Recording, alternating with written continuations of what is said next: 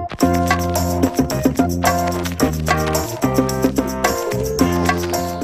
going to place one foot forward for basic forward stance.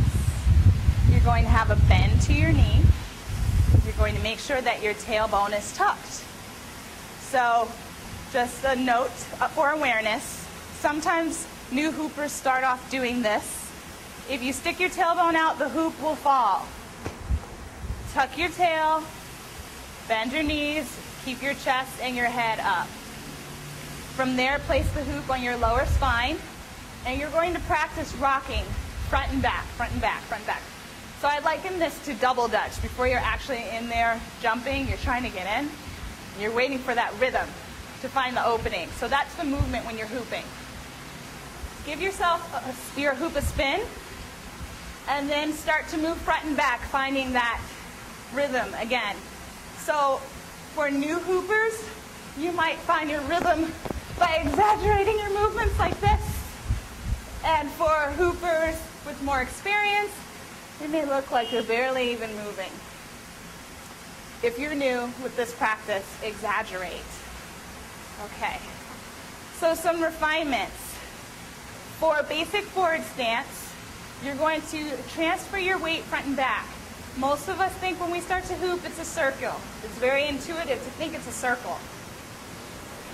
For this practice, move front and back like a pendulum swinging. Front and back, front and back, front and back.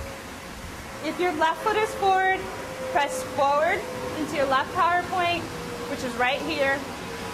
Press back into the hoop with your right power point, which is back here. Give your hoop a good spin again. Push into those power points. This is great for your thighs, your hamstrings, your bottom, and your waist and your hips, as well as your abdominal area, especially the rectus abdominis. All right, so front and back. So bring your left foot forward, like so.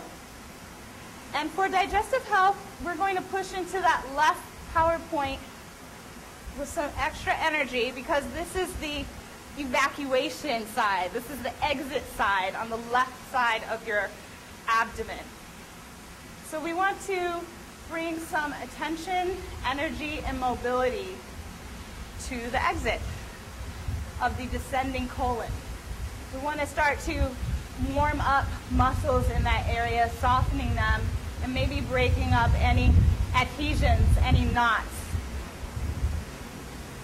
And for lack of a better word, fecal matter. Because this is digestive hooping, and everybody poops. All right, so you want to loosen up that area first. I love closing my eyes while I hoop.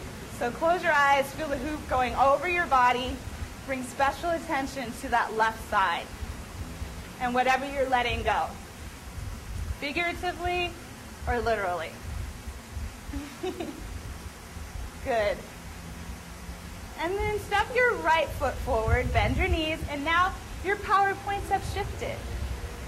You have a power point in the front right area here on your waist, and back here. Transfer your weight front and back. Bring some awareness to the ascending colon area. If you hoop a little faster, your hoop will go up a bit, and you can bring some attention to the transverse colon. And naturally, you'll feel some awareness on the descending colon. So receive a lovely abdominal massage here. May not feel that great right after eating, so give yourself some time. But maybe first thing in the morning, right after you drink your warm water and lemon juice. Okay. Great. Bring your feet to parallel for basic side stance. We still have 2 power points, except they've shifted to the left and right side of your waist. That is where you're extending your energy. That's where the body and the hoop interact. This creates an efficiency, of movement. This is also great for your waistline. So this is usually where my students want to put more energy if they're interested in defining their waistline. Okay. So keep going. If you notice your hoop is sloping to one side, bring more energy to that side.